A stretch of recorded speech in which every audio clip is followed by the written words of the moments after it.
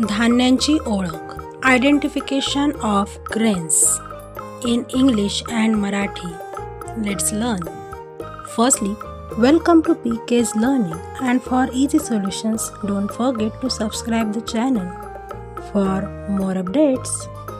चला तर रोजच्या आहारातील धान्य समजून घेऊया. मुख्यतः धान्यांचे 3 प्रकार आहेत: कडधान्य, पल्सेस, तृणधान्य, सिरियल्स आणि गळिताचे धान्य, तेलबिया म्हणजेच ऑइल सीड्स.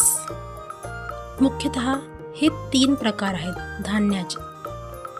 कडधान्य म्हणजेच पल्सेस हे शेंगावर्गीय पिके आहेत, म्हणजेच यांच्या पिकांना शेंगा येतात. बिया द्विदल असतात. द्विदल याचा अर्थ बियांचे 2 समान भाग करता येतात. या धान्यातून भरपूर प्रमाणात प्रथिने मिळतात. कडधान्याची उदाहरणे हरभरा, तूर, मूग, उडीद, मसूर म्हणजे सर्व प्रकारच्या डाळी कडधान्यापासून डाळ, उसळ, आमटी बनवितात. कडधान्याचे उदाहरण चित्रासहित पाहूया. हरभरा, ब्लॅक चिकपीज. मसूर, लेंटिल्स. हा अख्खा मसूर आहे. Brown lentils. मटकी, मोठ बीन्स.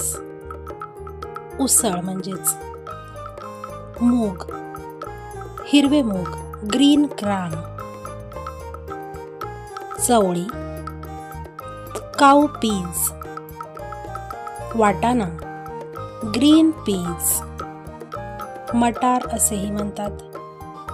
तृणधान्य, सेरियल्स. तृण म्हणजेच गवत. हे गवत वर्गातील पीक आहे. त्यांचे दाणे हे एकदल म्हणजेच अखंड असतात. त्यात कर्बोदके भरपूर असतात. या धान्यापासून आपल्याला ऊर्जा मिळते. उदाहरणे गहू, ज्वारी, बाजरी, तांदूळ, मका. तृणधान्यापासून आपण भात, भाकरी, पोळी असे पदार्थ बनवतो. उदाहरणे चित्रासहित पाहूया. गहू, व्हीट, बाजरी, मिलेट. बाजरी, ज्वारी, मिलेट. तांदूळ म्हणजेच राईस, भात. मका, कॉर्न, मेज. मक्याचे कणीस तुम्ही नक्कीच पाहिले असेल. तिसरे आहे गळिताचे धान्य किंवा तेलबिया, ऑइल सीड्स. काही धान्यापासून तेल तयार केले जाते, त्याला गळिताचे धान्य म्हणतात. आणि तेलबिया म्हणजेच काही बियांपासून तेल तयार केले जाते, त्याला ऑइल सीड्स, तेलबिया म्हणतात. यामध्ये उच्च प्रतीचे प्रथिने असतात आणि तेल असते. उदाहरणे शेंगदाणे, तीळ, सूर्यफूल, सोयाबीन, जवस इत्यादी. हे प्रामुख्याने नगदी पीक म्हणून घेतले जाते. खाद्यतेल म्हणून तसेच औद्योगिक क्षेत्रात हे उपयुक्त असते. शेंगदाणे, ग्राउंडनट किंवा पीनट. तीळ, सिसमे.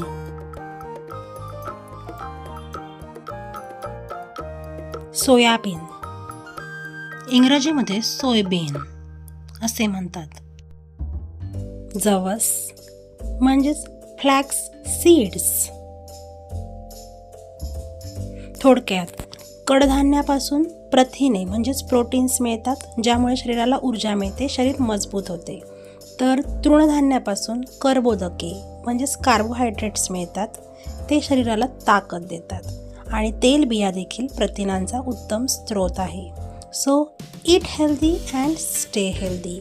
म्हणून आपल्या आहारात कडधान्य, तृणधान्य आणि तेलबिया यांचा आहारात समावेश करून समतोल आहार घ्या आणि निरोगी राहा.